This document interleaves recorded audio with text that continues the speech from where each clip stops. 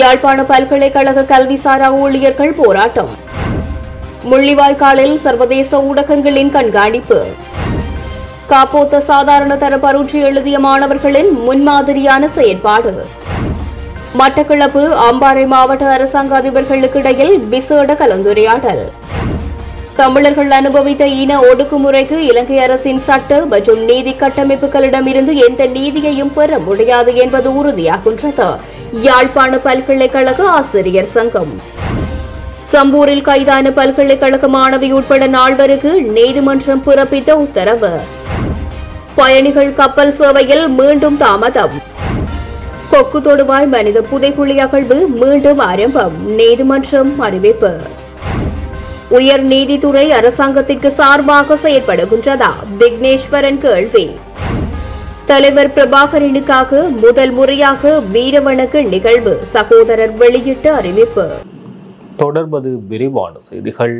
முள்ளிவாய்க்கால் நினைவேந்தல் வாரத்தை முன்னிட்டு இன்று தமிழர் பகுதிகளில் அஞ்சலி நிகழ்வுகளும் உயிர்காத்த உணவான முள்ளிவாய்க்கால் கஞ்சியும் வழங்கப்பட்டது.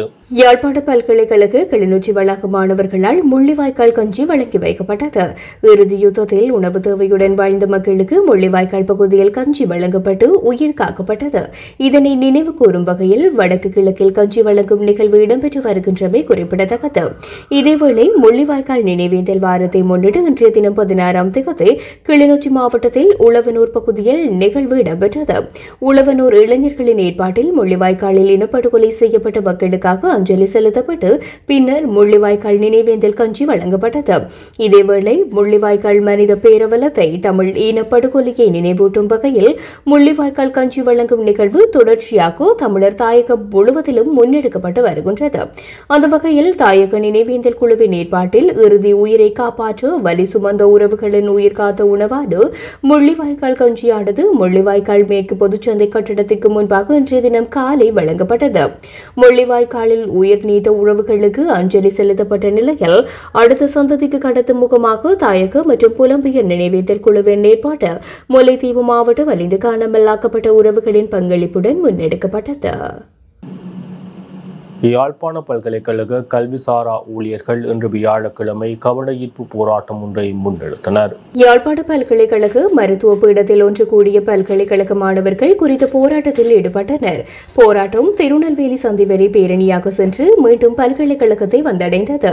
நாடு முழுவதிலும் உள்ள அரசு பல்கலைக்கழகங்களில் நடைபெற்று வரும் தொடர்ச்சியான வேலைநிறுத்தத்தின் ஒரு பகுதியாக அனைத்து பல்கலைக்கழகங்களிலும் கவன ஈர்ப்பு ஆர்ப்பாட்டம் நடாத்தப்பட்டு வருகின்றது. அனைத்து பல்கலைக்கழக தொழிற்சங்க சம்மேளனம், பல்கலைக்கழக கல்விசாரா பணியாளர்களின் சம்பள முரண்பாடு, சம்பள அதிகரிப்பு மற்றும் அவர்களை பாதிக்கும் பிரச்சினைகளில் பல்கலைக்கழக மானியங்கள் ஆணைக்குழுவும் அரசாங்கமும் தொடர்ந்து ஏமாற்றி வருகின்றமைக்கு எதிர்ப்பு தெரிவித்தே போராட்டத்தில் ஈடுபட்டனர்.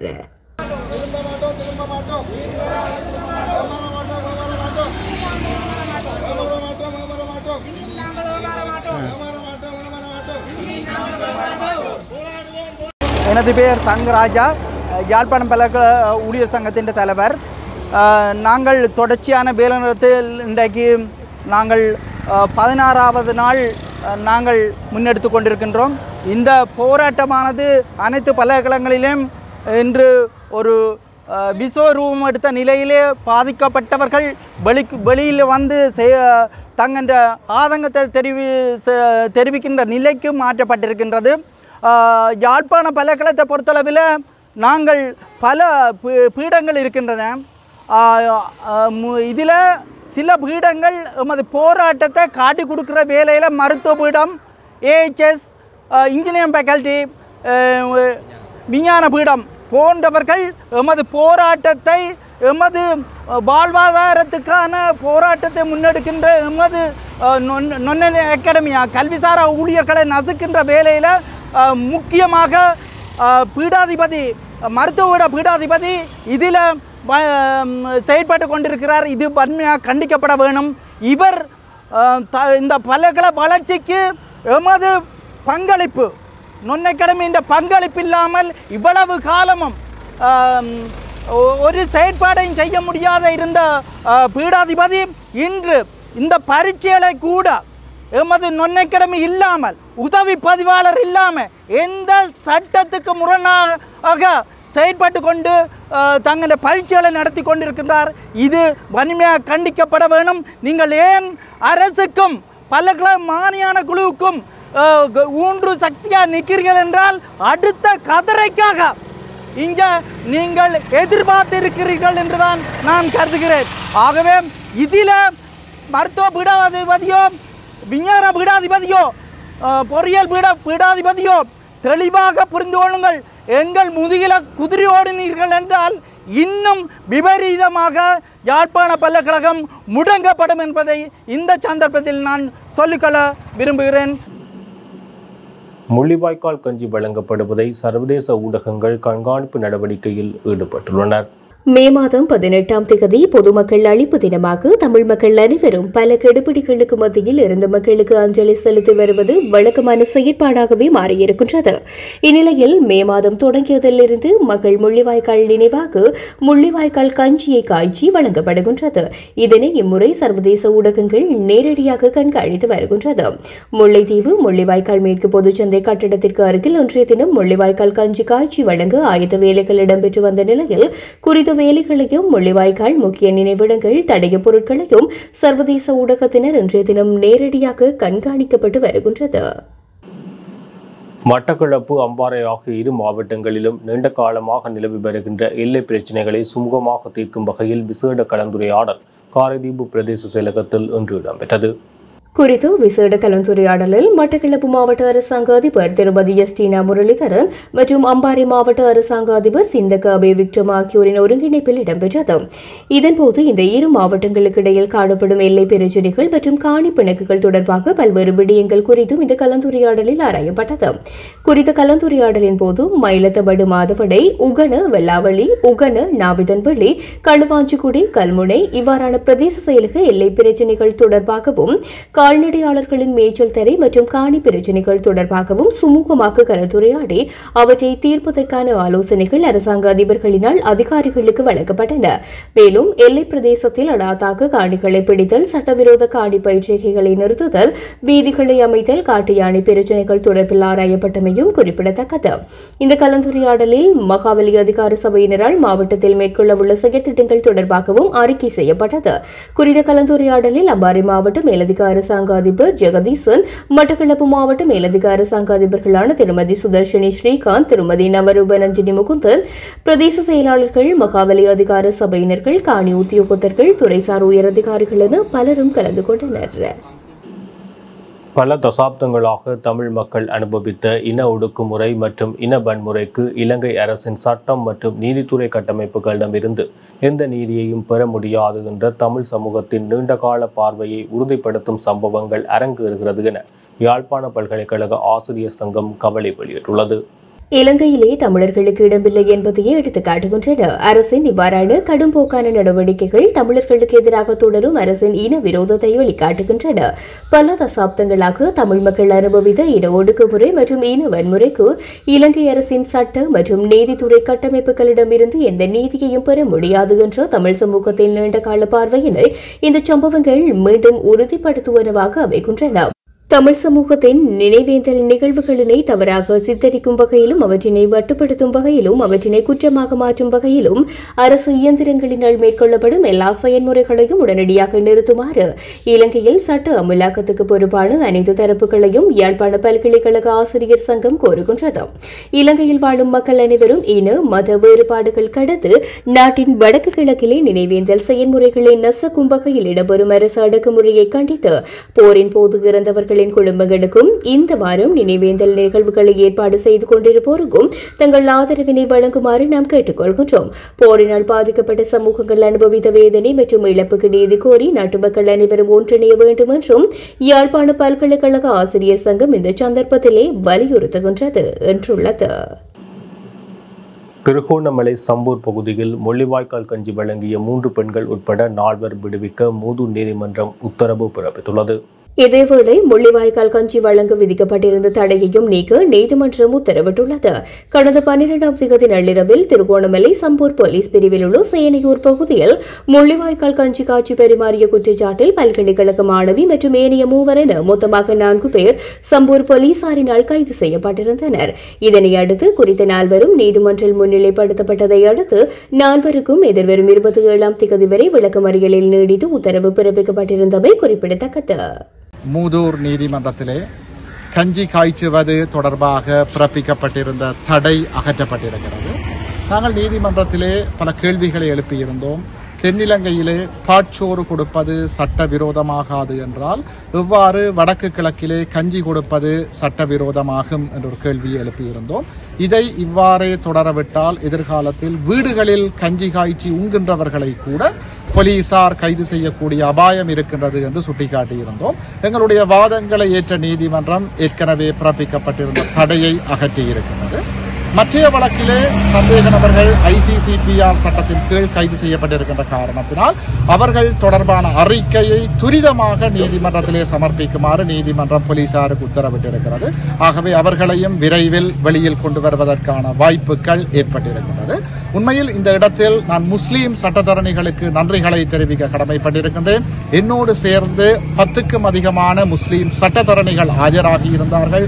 தங்களுடைய பூரணமான ஆதரவை எனக்கு வழங்கியிருந்தார்கள். அதிலும் விசேடமாக சில சட்ட நுணுக்கங்கள் பற்றி என்னோட கலந்தாலோசித்து என்னை வழிநடத்தி இருந்தார்கள் என்று சொல்ல வேண்டும். இத்தகைய ஒரு ஆதரவை பங்கு பெற்றலை நான் எதிர்பார்த்திருக்கவில்லை. அந்த வகையில் முஸ்லீம் சட்டத்தரணிகளுக்கு நான் என்னுடைய மனமார்ந்த நன்றிகளை தெரிவித்துக் கொள்கின்றேன். இது எதிர்காலத்தில் தமிழ் முஸ்லீம் இன ஒற்றுமைக்கும் வலுச்சேர்க்கின்ற ஒரு வழக்காக அமையும் என்று நம்புகின்றோம். நீதிக்கான எங்களுடைய போராட்டம் தொடரும். நாகப்பட்டினத்திலிருந்து காங்கேசந்துறை வரையான கப்பல் சேவை ஆரம்பிக்கும் திகதி மீண்டும் ஒத்திவைத்து மே 19ஆம் தேதி ஆரம்பிப்பதற்கு திட்டமிடப்பட்டுள்ளது. முன்னதாக குறித்த கப்பல் சேவையை கடந்த 13ஆம் தேதி ஆரம்பிப்பதற்கு நடவடிக்கை எடுக்கப்பட்டிருந்த நிலையில் சில சட்ட ரீதியான அனுமதிகள் உள்ளிட்ட காரணங்களால் தாமதம் ஏற்பட்டதுடன் மே 17 வரையில் அந்த செயற்பாடு பிற்போடப்பட்ட நிலையில் மீண்டும் தற்போதும் பிற்போடப்பட்டிருக்கின்றது. ஏற்கனவே பயணத்தை மேற்கொள்வதற்காக பதிவுகளை மேற்கொண்ட பயணிகள் மே 19 அல்லது அதற்கு பின்னர் தாம் விரும்பிய திகதிகளில் பயணிக்க முடியும் என அறிவிக்கப்பட்டுள்ளது. அல்லது செலுத்திய கட்டணத்தினை மீளப் பெற விரும்பினால் அதனையும் பெற முடியும் எனவும் இந்த படகு சேவை தனியார் நிறுவனத்தின் முகாமைத்துவம் இந்த விடயத்தினை உத்தியோகபூர்வமாக அறிவித்துள்ளது. முன்னாள் ஜனாதிபதி மைத்ரிபால சிறிசேனவுக்கு எதிராக லஞ்ச ஊழல் ஆணைக்குழுவில் முறைப்பாடு பதிவு செய்யப்பட்டுள்ளது. ஸ்ரீலங்கா சுதந்திர கட்சியின் முன்னாள் நிறைவேற்று உறுப்பினர் மொன்டேகு சரச்சந்திரு இலஞ்ச ஊழல் ஆணைக்குழுவுக்கு எழுதியுள்ள கடிதத்தில் ஸ்ரீலங்கா சுதந்திர கட்சியை விற்பனை செய்து பெறப்பட்ட முற்பணத்தை கொண்டு மைத்திரிபால சிறிசேன ஈஸ்டர் குண்டு தாக்குதலில் பாதிக்கப்பட்டவர்களுக்கு இழப்பீடு வழங்கியுள்ளதாக தெரிவித்துள்ளார். அப்படியானால் சம்பந்தப்பட்ட பணம் எப்படி சம்பாதித்தது? இதுகுறித்து விசாரணை கோரி இந்த முறைப்பாடு அளிக்கப்பட்டுள்ளது. கொக்கு தொடுபாய் மனித புதைகுழி அகழ்வுக்கு நிதி கிடைத்துள்ளதாக முல்லைத்தீவு நீதிமன்றம் அறிவித்துள்ளது. அதன்படி எதிர்வரும் 4/7/2024ஆம் தேதி அகழ்வு பணிகள் மீளவும் ஆரம்பிக்கப்பட உள்ளதாக அறிவிக்கப்பட்டுள்ளது. இன்று கொக்கு தொடுவாய் புதைகுழி வழக்கு முல்லைத்தீவு நீதவான் நீதிமன்றத்தில் எடுத்துக்கொள்ளப்பட்ட போது முல்லைத்தீவு GA அரசாங்க அதிபர் அலுவலகத்திலிருந்து கணக்காளர் நிதி வசதி வழங்கப்படுவதாக தொலைபேசியில் அறிவிக்கப்பட்டது என்று சொல்லப்பட்டது. அதே நேரம் காணாப்போன ஒரு அலுவலகமும் அதற்கான உறுதிப்படுத்தல் வழங்கப்பட்டதன் அடிப்படையில் அந்த கொக்கு தொடுவாய் மனித புதைகுழி வீதிக்கு அடியில் காணப்படுகின்ற மிகுதி மண்டையோட்டு தொகுதிகளை ஆழ்ந்தெடுப்பதற்காக 7ஆம் மாதம் 4ஆம் தேதி வழக்கு குறிக்கப்பட்டிருக்கின்றது. அதே நேரம் கொக்குளாய் போலீசாருக்கு வீதி அதிகார சபையினருக்கு அதற்கான மாற்று வீதியை வழங்குவதற்கும் மாற்று வீதியை அமைப்பதற்கும் அது சம்பந்தமான அகழ்வு பணிக்கு உதவுவதற்குமாக ஒரு அறிவித்தல் ஒன்று வழங்கப்பட்டிருக்கிறது. வழக்கு மீண்டும் 7ஆம் மாதம் 4ஆம் தேதி அந்த கொக்கு தொடுவாய் புதைகுழி வளாகத்தில் அழைக்கப்பட இருக்கின்றது. இலங்கையின் போர்க்குற்றவாளிகளை அனைத்துலக குற்றவியல் நீதிமன்றத்தில் முன்னிறுத்துவதற்கான பற்றுறுதியை பிரித்தானிய தொழிற்கட்சி வெளிப்படுத்தியுள்ளது. பிரித்தானிய நாடாளுமன்றின் மக்களவையில் இன்றைய தினம் 16ஆம் திகதி தொழிற்கட்சிக்கு ஆதரவான தமிழர்கள் அமைப்பு நடாத்திய முள்ளிவாய்க்கால் நினைவு நாள் நிகழ்வில் கட்சியின் தவிசாளரும் பெண்கள் மற்றும் சமத்துவ விவகாரங்களுக்கான அமைச்சர் அனலிஸ் டொட்சூடாக தொழிற்கட்சி தலைவர் கியர் ஸ்ட்ராமர் வெளியிட்டுள்ள செய்தியிலேயே இந்த விடயம் குறிப்பிடப்பட்டுள்ளது. இந்த ஆண்டு பிரித்தானியாவில் நடைபெறும் என எதிர்பார்க்கப்படும் பொது தேர்தலில் தொழிற்கட்சியை வெற்றி பெறும் என கணிப்பிடப்பட்டுள்ள நிலையில் கொடூர செயல்களால் பாதிக்கப்பட்ட மற்றும் உயிர் தப்பியோருக்கும் அவர்களின் குடும்பத்தினருக்கும் தனது இதயம் நிறைந்த இரங்கலை ஸ்ட்ராமர் தெரிவித்துள்ளார். இந்நிலையில் முள்ளிவாய்க்கால் நினைவு தினம் நினைவேந்தலுக்கான நாள் மட்டுமன்றி அவசரமாக நீதி கிட்ட வேண்டியதை நினைவூட்டும் நாளாகும். கொடூரமான குற்றங்களை புரிந்தவர்களை நீதியின் முன்னிறுத்துவதன் மூலமே மடிந்த மக்களை நினைவேந்தி மதிப்பளிக்க முடியும். தமிழ் மக்கள் முகம் கொடுத்த கொடூர குற்றங்களுக்கு பொறுப்பு கூறும் வகையில் அனைத்துலக சமூகத்திற்கும் வழங்கிய வாக்குறுதிகளை கடந்த கால அநீதிகளுக்கு பரிகாரம் அளிக்கும் காத்திரமான நடவடிக்கைகளை இலங்கை எடுக்க தவறியதை தொழிற்கட்சி தலைவர் கடுமையாக விமர்சித்துள்ளார். மேலும் தமிழ் மக்களுக்கு எதிரான அனைத்துலக குற்றங்களை புரிந்தவர்களை அனைத்துலக குற்றவியல் நீதிமன்றில் முன்னிறுத்தும் நடவடிக்கைகளை பிரித்தானிய அரசாங்கம் முன்னின்று செயற்படுத்த வேண்டும் என்றும் தொழிற்கட்சி தலைவர் கியர் ஸ்ட்ராமர் வலியுறுத்தினார். அதோடு தமிழ் மக்களின் உரிமைகள் மதிக்கப்பட்டு பாதுகாக்கப்படுவதன் அவசியத்தையும் அவர் நினைவூட்டியதோடு இலங்கையில் நிரந்தர சமாதானமும் நல்லிணக்கமும் தமிழ் மக்களுக்கு பரிபூரணமான அரசியல் தீர்வு ஏற்படுத்தப்படுவதன் அவசியத்தையும் வலியுறுத்தினார். இந்நிகழ்வில் டெம்சிபோன் மெக்டோனாம், Catherine West, sir Stephen Timms, Gareth Thomas, ஜேமரஸ் முரே, சாரா ஜோன்ஸ், யோன் McDonnell, Dawn Butler, Virendra Sharma, Barry Gardiner போன்ற நாடாளுமன்ற உறுப்பினர்களும் உரையாற்றியுள்ளனர். இலங்கையின் உயர் நீதித்துறை அரசாங்கத்துக்கு சார்பான நிலையில் இயங்குகின்றதா என்ற சந்தேகம் எழுந்துள்ளதாக பாராளுமன்ற உறுப்பினர் விக்னேஸ்வரன் தெரிவித்துள்ளார். அகில இந்திய வழக்கறிஞர் கூட்டமைப்பின் சர்வதேச கருத்தரங்கிற்கான பிரதம அதிதி உரையிலேயே அவர் மேற்கண்டவாறு குறிப்பிட்டுள்ளார். இது தொடர்பில் அவர் கூறுகையில், இலங்கையில் நாடு சுதந்திரம் அடைந்தவுடனேயே பிரதம நீதியரசர் விடயத்தில் ஒரு தவறு இழைக்கப்பட்டது. முன்பு சிரேஷ்ட நீதியரசராக உச்சநீதிமன்றத்தில் நீதியரசர் நாகலிங்கம் இருந்தார். அவர் அப்போதைய ஆளுநர் நாயகம் விடுமுறையில் சென்றபோது அவர் சார்பில் பதில் ஆளுநர் நாயகமாக பதவியேற்றார். இந்நிலையில் நீதியரசர் நாகலிங்கத்திற்கு வழங்கப்பட வேண்டிய பிரதம நீதியரசர் பதவி அப்போது சட்டத்துறை தலைமை அதிபதியாக இருந்த எச் பஸ்நாயக் என்பவருக்கு வழங்கப்பட்டது.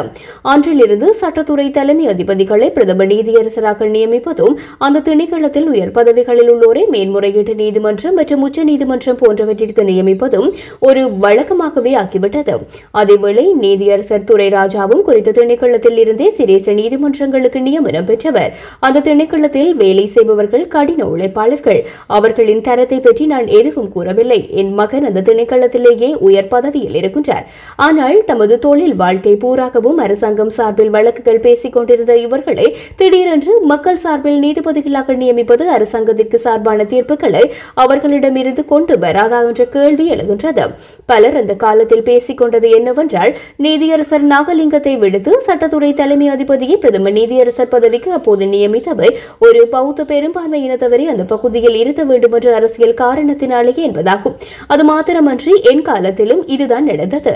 எனக்கு 5 வருடங்கள் கனிஷ்டரான சட்டத்துறை தலைமை அதிபதியான பெரும்பான்மை பௌத்தர் ஒருவர் வெற்றிடம் வந்தபோது நேரடியாக நியமனம் பெற்றார். இருப்பினும் நீதித்துறையில் சட்டத்துறை திணைக்கள வழக்கறிஞர்களையோ தனியார் வழக்கறிஞர்களையோ ஒரு குறிப்பிட்ட கால தேர்ச்சியின் பின்னர் நீதிபதிகளாக்குவதே உசிதம் என்று எனக்கு படுகின்றது. இவ்வாறு இருக்கையில் இன்று இலங்கையின் உயர் நீதித்துறை அரசாங்கத்துக்கு சார்பான நிலையில் இயங்குகின்றதா என்று சிந்திக்க வேண்டியுள்ளது. அதற்காக நீதித்துறை அரசாங்கத்துக்கு எதிராக செயற்பட வேண்டும் என்று நான் கூற வரவில்லை. அரசாங்கத்துக்காக உழைத்தவர்களை நேரடியாக நீதித்துறைக்குள் உள்நுழைப்பது எவ்விதமான பாதிப்பை ஏற்படுத்தக்கூடும் என்பதையே வெளிக்கொண்டு வருகின்றேன் என தெரிவித்துள்ளார். தமிழீழ விடுதலை புலிகள் இயக்கத்தின் தலைவர் பிரபாகரனுக்கு முதல் முறையாக வீர வணக்க நிகழ்வை நடாத்த உள்ளதாக அவருடைய அண்ணன் வேலுப்பிள்ளை மனோகரன் அறிவித்துள்ளார். இந்திய ஊடகம் ஒன்றுக்கு வழங்கிய நேர்காணல் ஒன்றிலேயே அவர் இதனை தெரிவித்துள்ளார். அதன்படி தலைவர் பிரபாகரனுக்கான முதல் வீர வணக்க நிகழ்வை எதிர்வரும் 18ஆம் தேதி டென்மார்க்கில் நடாத்த உள்ளதாக மனோகரன் தெரிவித்துள்ளார். அதோடு தலைவர் பிரபாகரனின் பெயரில் நடக்கும் மோசடிகளை தடுக்கவும் அவரது வாழ்க்கை பிழையாக சித்தரிக்கப்படுவதை தடுக்கவும் இந்த வீர வணக்க நிகழ்வை நடத்த தீர்மானித்துள்ளதாகவும் அவர் குறிப்பிட்டுள்ளார். இதேவேளை 2009 ஈழப்போரின் போது தங்கள் மண்ணுக்காக தலைவர் பிரபாகரன், மனைவி மதிவதரே, பிள்ளைகள் என அனைவரும் உயிர் நீத்தார்கள் என்றும் அவர் சுட்டிக்காட்டியுள்ளார். இலங்கையின் நிதி ராஜாங்க அமைச்சர் செஹான் சேமசிங்கவுக்கு எதிராக கொலை மிரட்டல் விடுக்கப்பட்டுள்ளமை தொடர்பான விசாரணைகள் கோட்டை காவல் நிலையம் ஆரம்பித்துள்ளது. இது தொடர்பான தொலைபேசி அழைப்பு நேற்றைய தினம் பிற்பகல் ராஜாங்க அமைச்சரின் அலுவலகத்திற்கு கிடைத்துள்ளதாக குறிப்பிடப்படுகின்றது. இதேவேளை சகான் சேமசிங்கவை எதிர்வரும் தேர்தலுக்கு முன்வர அனுமதிக்கப் போவதில்லை எனவும் தனது அச்சுறுத்தலை புறக்கணித்தால் கொலை செய்து விடுவேன் எனவும் தொலைபேசியில் அச்சுறுத்திய நபர் தெரிவித்துள்ளார். இதன்படி ராஜாங்க அமைச்சரின் முறைப்பாட்டின் அடிப்படையில் கோட்டை காவல்துறையினர் விசாரணைகளை ஆரம்பித்துள்ளதாக அவரின் ஊடகப் பிரிவு அறிவித்துள்ளது. இதேவேளை ஹம்பரட பிரதேசத்தில் ஊடகங்களுக்கு கருத்து தெரிவித்த சகான் சேமசிங்க முதலில் அதிபர் தேர்தலை நடாத்திவிட்டு பின்னர் எஞ்சிய தேர்தல்கள் நடாத்தப்படும் என அதிபர் ரணில் அறிவித்துள்ளதாக தெரிவித்தமை குறிப்பிடத்தக்கது. இத்துடன் ஜெஃப்னா கேலரியின் இரவு நேர பிரதான செய்திகள் நிறைவு பெறுகின்றது. மேலும் செய்திகளை அறிந்து கொள்ள எமது இணையதள பக்கமான www.jeffnagallery.lk என்ற இணையதளத்துடன் இணைந்திருங்கள்.